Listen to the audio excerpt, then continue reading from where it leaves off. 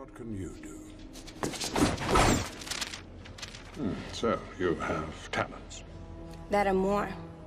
Et c'est exactement ce qui rend ce personnage aussi fascinant, parce qu'on parle de Céline, et si tu ne la connais pas encore, accroche-toi bien parce que tu vas en prendre plein la figure. Sa dernière apparition au cinéma, Dark Phoenix, incarnée par Coda Eberhardt. Et soyons honnêtes, c'était une vraie déception. Dans le film, elle est réduite à une simple télépathe, membre de la confrérie des mutants d'Eric Lenser, le groupe veut se venger de Jean Grey, se fait capturer par le gouvernement américain, et lors d'une attaque des Débari, Céline et Ariki meurent au combat. Fin de l'histoire. Une introduction bâclée dans celui que beaucoup considèrent comme le pire film X-Men jamais réalisé. Mais dans les comics, c'est une toute autre dimension. Céline est une vampire psychique. Oui, tu as bien entendu, elle draine la force vitale des autres pour rester immortelle. Les victimes totalement drainées s'effritent littéralement en poussière. Les autres, elles tombent sous son contrôle mental. Et l'énergie absorbée décuple ses capacités physiques à des niveaux surhumains. Mais ce n'est pas tout, loin de là. Elle possède une télékinésie dévastatrice. Léviter des objets, écraser ses ennemis, créer des constructions, former des boucliers de force ou réduire n'importe quoi en poussière au niveau moléculaire. Elle peut lire les esprits, communiquer par la pensée, dissimuler sa présence psychique, hypnotiser qui elle veut, et en plus de tout ça, elle peut changer d'apparence à volonté. Et ce n'est toujours pas tout.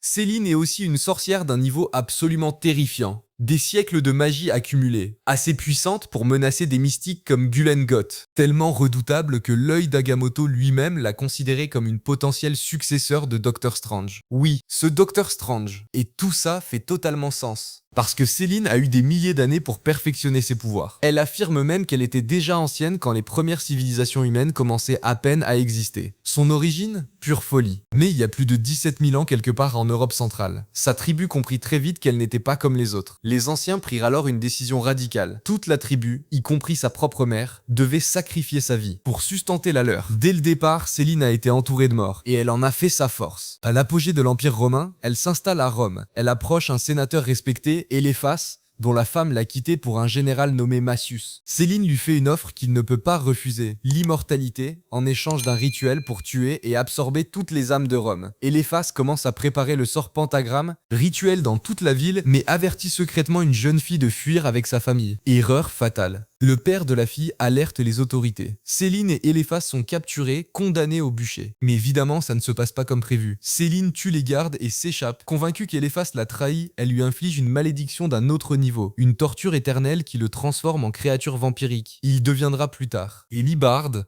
un nom à retenir. Des siècles plus tard, Céline se retrouve piégée en Amazonie, où elle règne sur Nova Roma, une cité cachée de style romain dont les habitants la vénèrent comme une déesse. Elle contrôle tout, surveille tout. Et Élibarde, malgré la malédiction, il la retrouve toujours aussi dévouée. Durant cette période, Céline se marie plusieurs fois et a des descendants. L'un d'eux, Amara Aquila. Et quand Céline tente de la tuer, en la jetant dans un bassin de lave, elle déclenche accidentellement les pouvoirs mutants d'Amara sur le feu et la terre. Amara survit, rejoint les nouveaux mutants sous le nom de Magma. Beau retour de bâton, non? Après Nova Roma, direction New York.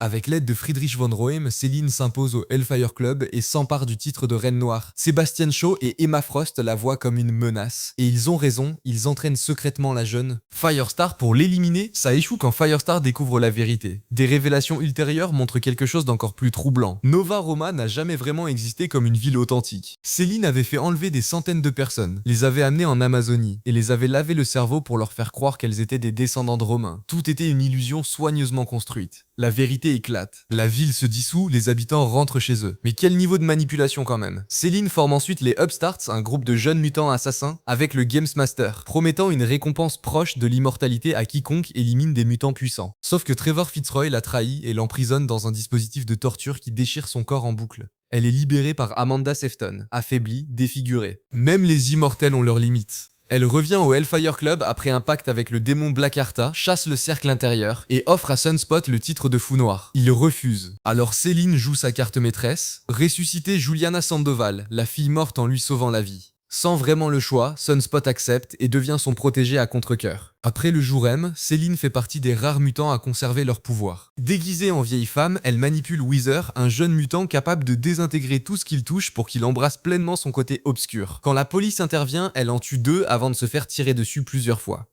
Wither arrive, élimine les autres officiers. Et là, Céline retire le masque, au sens propre comme au figuré. Elle lui révèle son identité, son immortalité, et lui propose: règne avec moi, je serai ta reine. Wither dit oui, évidemment. Puis vient Necrosha, l'arc le plus sombre de Céline. Elibard utilise le virus transmode pour ressusciter les morts des terres funéraires d'une tribu Apache massacrée. Ces guerriers morts-vivants sont offerts à Céline pour qu'elle retrouve d'autres mutants décédés, les ressuscite et les sacrifie pour absorber leur pouvoir. Son objectif ultime? Accéder à la divinité. Elle retourne en Europe centrale avec un nouveau cercle intérieur. Blink, Senyaka, Mortis, Weezer et Elibard attaquent le Hellfire Club de New York et massacrent tout le monde. Elle renomme les ruines de Genosha Necrosha et ressuscite toute la population massacrée de l'île grâce à la magie noire et à Cerebro.